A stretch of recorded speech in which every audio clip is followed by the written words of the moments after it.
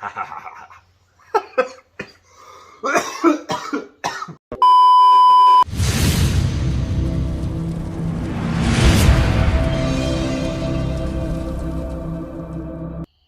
before we get started, I do want to say that there's tons of videos on YouTube and all over the internet, probably better than this one. But if you do watch the whole thing through and you've enjoyed this or you've learned something from it, by all means, drop a comment, let me know. Or if you can find a way to improve it, let me know as well. I'm an open book. I like to learn, and I hope you can learn something as well. All right, that being said, the way that I quote my work may be able to be applied to a couple different industries or self-employment people or just anybody that does service type of work. And the way that I break my business out is into two different categories: a firm fixed or a T&M, or some people call it a cost plus. Talk about a firm fixed project first. So a firm fixed project is when you and a customer agree on a defined scope of work and you give them a price based on that. So if I tell Joe Blow I'm going to build this footboard for $100, when I'm done, the customer knows that he will receive this for $100. Simple as that. So the thing about learning how to do a firm fixed price is make sure that you don't lose money. Now, when I first opened my business, I did lose some money on projects because I wasn't really sure on how to value my time and how to keep up with material costs of just things and giving that price to the customer honestly. So what I ended up doing was I made this wonderful spreadsheet. Now, what the spreadsheet does is it helps me keep track of pretty much everything about a customer. And the most important part is it keeps track of the quote of what everything is going to cost. So in this lovely little column right here, or this breakdown, it shows everything that I'll need for the project. So metal legs, wood, epoxy, C-channel, anything that is especially needed or unique to that project. And what it does is it factors in taxes, overhead costs, my time as well, and it gives us that price. Now, I take that price and I send it to the customer. So for example, if I'm building a table and I'm going to have $200 in wood, $100 worth of epoxy, and I think it's going to take me 7 hours to do, I enter all that into the spreadsheet and it populates that price for me. That's what I give to the customer. Now, make sure when you're doing this, or if you decide to set this up for yourself, that you value your time appropriately. So if you think that your quality of work is worth $20, and make $20 an hour. If you think it's 100, do it at 100. That is totally up to you. And by no means don't let me influence what you think you should charge for an hourly basis. But another thing that you may see on there is an overhead fee. Now, overhead fees include anything like sandpaper, glue, dowels, stuff like that, that typically sit around the shop that you do need to do projects, but you can't really factor that into one because you're going to use it for all of them. So I include that into every project, and that just helps manage my overhead stuff. Now, what you also see in the spreadsheet is what I name it as like a expected work breakdown. So kind of like right here, I put things like planing, I put things like sanding, I put things like cut this and cut that. And what I do is I estimate how many hours it's going to take me based on my experience.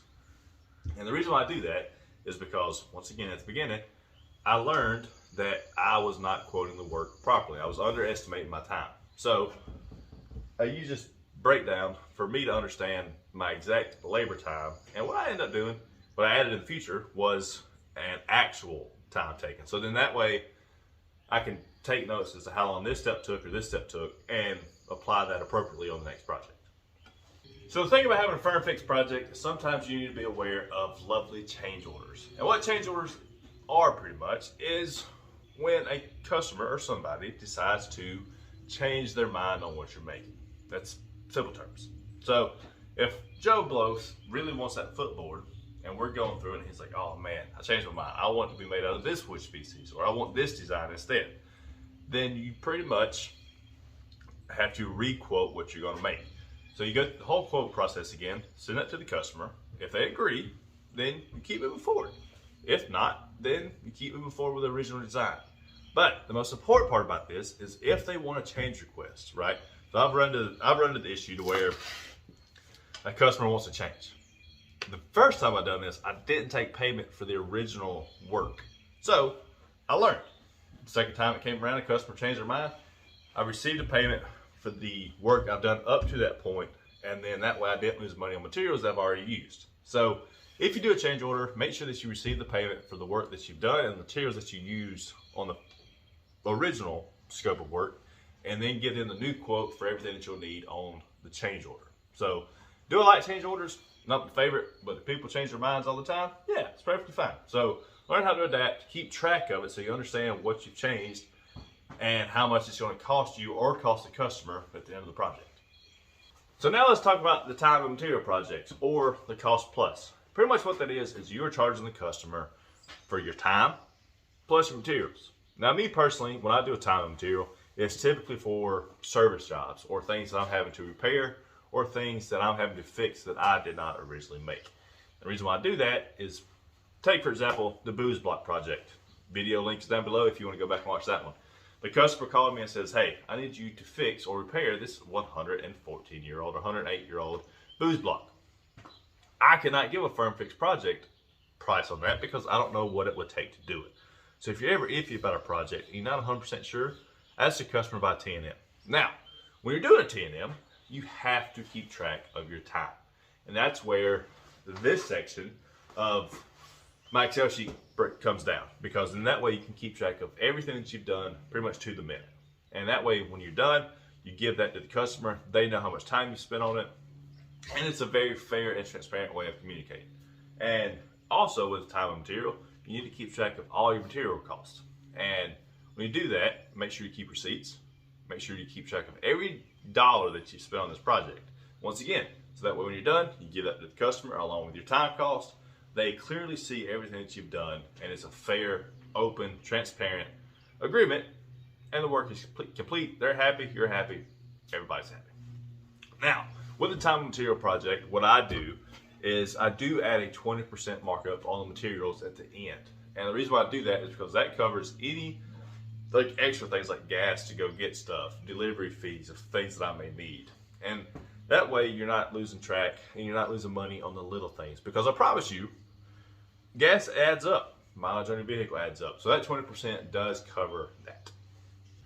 So you have to protect your business at all costs. It's just important and you have to do it. So the way that I've learned to protect my business from shitty people is by contracts. Now, when I first opened my business, I did not want to get into contracts because I thought it was horse shit and I wanted to trust my customers. But I had my ass burned really bad one time, and after that I started doing contracts. And in the contracts, if it's a firm fixed project, I outline how much it's going to cost at the very end. If it's a T&M contract, I simply put my hourly rate in that contract. Now, I also outline what happens if you decide to cancel the project halfway through, if you change your mind on something, so it outlines the change order process. And in that way, if a customer cancels on me when I'm 80% through, by God, you're still going to pay me for the 80% or I'm going to take you to court. So a big thing about making money for your business is understanding what projects you have. Now, how you organize your project is entirely up to you, and it is your personal preference. Me personally, I like my spreadsheet again. At the bottom, I have a tab for every customer, so that way I can keep up with each one individually. But you need to understand that if you cannot organize your projects accordingly, you're going to fail. I don't care what anybody says. So figure out a way to organize your projects, keep your customers separate, and that way you can set yourself up for success and not get people confused. Also, a very important part of running a business is having open and clear communication with customers. And what I mean by that is just talk to them and tell them what's going on. Like me personally, I try to involve my customers in every step of the way. So if I get your wood picked out, hey, I send them a picture. Once I get certain parts of the project done, I send them a picture. That way they feel like they're involved along the way and they seem pretty happy with it. Also, when you're going through the design of the projects, most people don't understand what it takes to build furniture, and that's fine. It's not their job to. It's my job as a woodworker.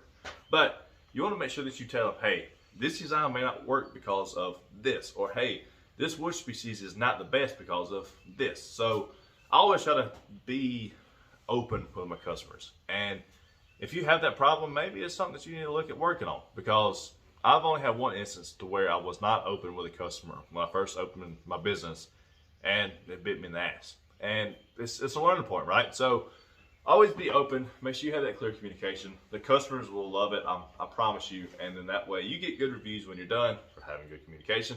And that way they know what to expect and they don't feel surprised when you're done. I really hope you've enjoyed this video. Ignore the mess outside of my shop. We're remodeling our house at the moment. If you've enjoyed this video and you've learned something, leave a comment below. If you think I've missed something and you think that I could learn something as well, also leave a comment. I would greatly appreciate it. Also, if you like the video, smash that little like button and the subscribe button. I appreciate it. We've got a lot of fun stuff coming out, and I could not be more excited. So, thank you guys so much, and I will see you on the next one.